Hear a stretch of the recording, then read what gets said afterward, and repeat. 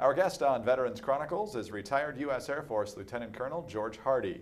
He is a veteran of World War II, Korea, and Vietnam, totaling 136 combat missions between the three wars. He is also a member of the famed Tuskegee Airmen. And Colonel Hardy, a great honor to have you with us, sir. Thank you. Thanks for inviting me. Where were you born and raised? Philadelphia, Pennsylvania. And did you have any history of military service in your family? Not really. Maybe I had some uncles who were in the service, World War One. Right. But World War II got a lot of people who didn't think about the military. Sure. Did you have interest in flying as a kid? No, I didn't decide to fly till the end of 42, beginning of 43. Where were you when Pearl Harbor was attacked, and how did you react to that? Where was I? I knew where I was. I was upstairs. I was a college senior, and I was upstairs doing my homework. But I had the Eagles game on low, so my mother wouldn't hear it. And on that game, that's when they announced that Pearl Harbor had been attacked. It happened at that time in the afternoon, say East Coast time. Right. And I didn't know where Pearl Harbor was. But it said the Japanese attacked a naval base at Pearl Harbor. Listening to the Eagles game. So shows how long a fan I've been of the Eagles. Absolutely right. Well, you're in a good mood now. I mean, they're not having a great start to the season, but they are world champions. Yeah. So that's good for them. So what did you do then?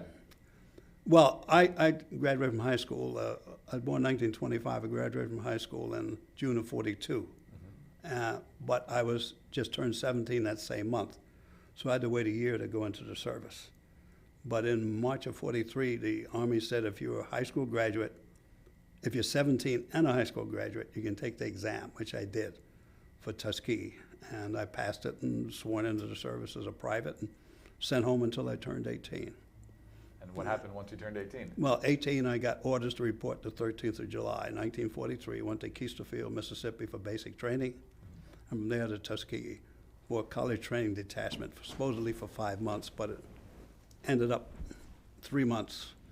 And December 43, I started in aviation cadet training and graduated Tuskegee September 44.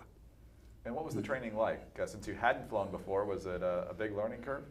Well, it was a learning curve because I hadn't even driven an automobile. Really? So, that's right. So, but I picked it up easily, and I shouldn't say easily. I had tough times, but I picked it up and graduated as a second lieutenant in September 44.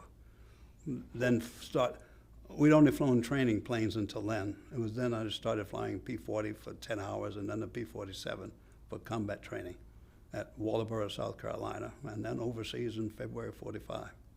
What was the attitude at Tuskegee, given that the military was still segregated at that time, but there was this opportunity to serve and prove Well, that's yourself? what we thought of as an opportunity, and we took it, so whatnot. So from what And we had, I will say, I thought I had some good instructors.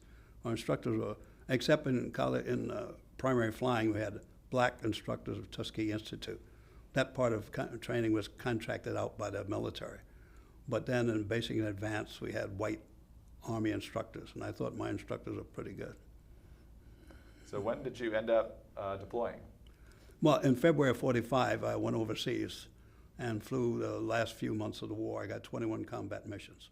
I was still 19 years old then, flying a P-51, had my Rolls Royce.